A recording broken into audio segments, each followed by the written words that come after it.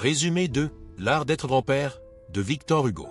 L'art d'être grand-père est une œuvre poétique publiée en 1877 dans laquelle Victor Hugo dévoile son rôle de grand-père aimant et attentionné. Après avoir traversé des épreuves personnelles marquées par des deuils, Hugo trouve une source de joie et de sérénité auprès de ses petits-enfants, Georges et Jeanne.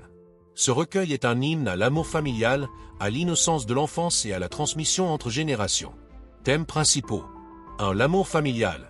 Hugo montre comment les liens familiaux apportent une paix intérieure et un sentiment d'accomplissement. 2. L'enfance. À travers Jeanne et Georges, l'auteur explore la magie et la spontanéité des enfants, ainsi que leur capacité à raviver la joie dans le cœur des adultes. 3. La transmission et l'éducation. Hugo valorise l'importance de transmettre des valeurs, des idées et des souvenirs à travers les générations. 4. La contemplation de la vie. À travers des moments simples, des jeux, des balades, Hugo médite sur le sens de la vie et de la vieillesse. Style de l'œuvre. L'œuvre est empreinte de tendresse et de délicatesse. Elle est constituée de poèmes qui alternent entre descriptions douces, réflexions philosophiques et éclats d'humour. Exercice pratique pour intégrer les enseignements du livre. 1. Exercice sur la transmission des valeurs. Objectif. Encourager la réflexion sur les valeurs que vous souhaitez transmettre. Action. Prenez une feuille de papier ou un journal. Notez 3 valeurs importantes que vous souhaitez transmettre à vos enfants ou aux générations futures. Rédigez une courte histoire ou anecdote personnelle pour illustrer chacune de ces valeurs. Partagez cette histoire avec votre famille ou vos proches. 2. Exercice sur l'appréciation des moments simples. Objectif. Développer la gratitude pour les moments de simplicité et de connexion. Action.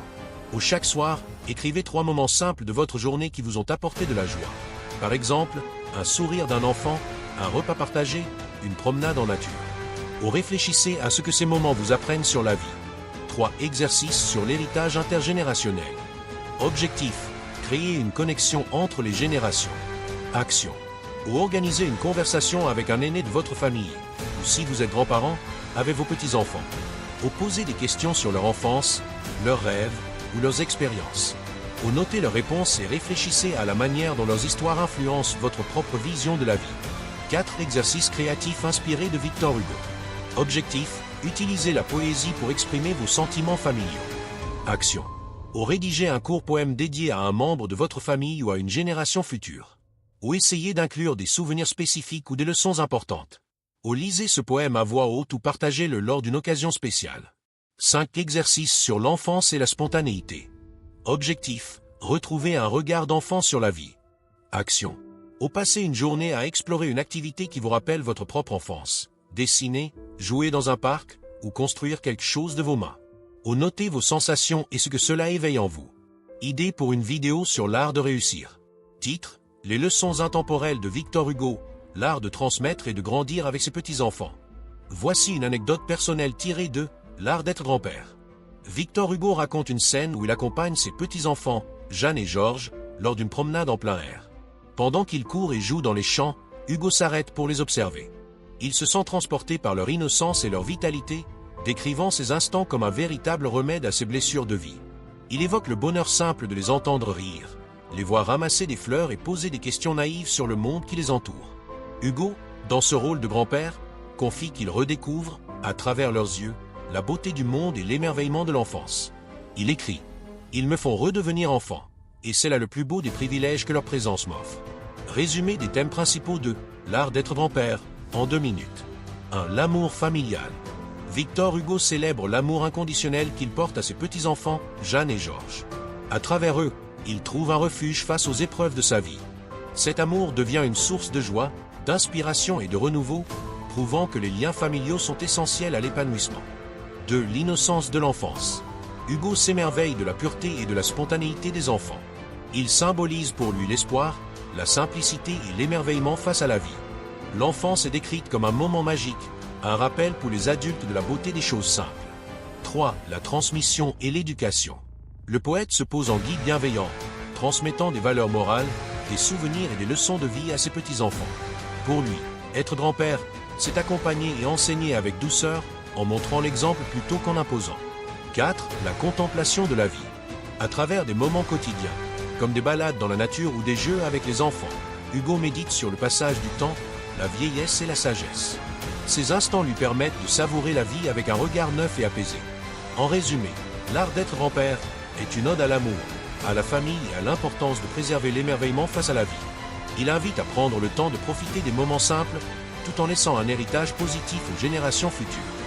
3 exercices simples inspirés de « L'art d'être grand-père » pour notre chaîne YouTube. 1. Créer un moment de transmission familiale. Objectif: partager une valeur ou une leçon importante avec tes proches. Action: 1. Pense à une histoire ou une expérience personnelle qui a marqué ta vie. 2. Réunis un ou plusieurs membres de ta famille, enfants, petits-enfants, neveux ou nièces. 3. Raconte cette histoire en insistant sur la leçon apprise. 4. Pose-leur une question. Qu'en pensez-vous? Que feriez-vous dans cette situation? Résultat attendu: créer un échange sincère et transmettre un souvenir ou une valeur qui restera gravée. 2. Retrouve l'émerveillement de l'enfance. Objectif: développer la capacité à profiter des petits plaisirs de la vie. Action: 1. Choisis une activité que tu faisais enfant. Exemple: dessiner, jouer à cache-cache, ramasser des fleurs. 2. Fais cette activité avec un proche ou seul, en y mettant toute ton attention.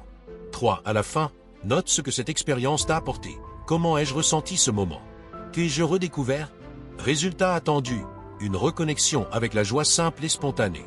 4. Relisez ces souvenirs ensemble à la fin de chaque mois. Résultat attendu: renforcer les liens familiaux et conserver une trace des moments précieux.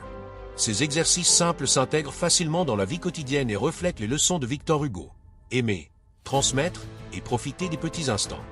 Conclusion inspirante: apprendre à être grand-père, ou simplement à transmettre, est une clé pour réussir dans la vie, en donnant de l'amour et en laissant une trace positive dans le cœur des autres. Vous avez été inspiré par cette vidéo? Veuillez l'aimer, la commenter, la partager. Partagez vos expériences en commentaire, puis vous abonner à la chaîne L'Art de Réussir pour ne rater aucune de nos prochaines vidéos très inspirantes.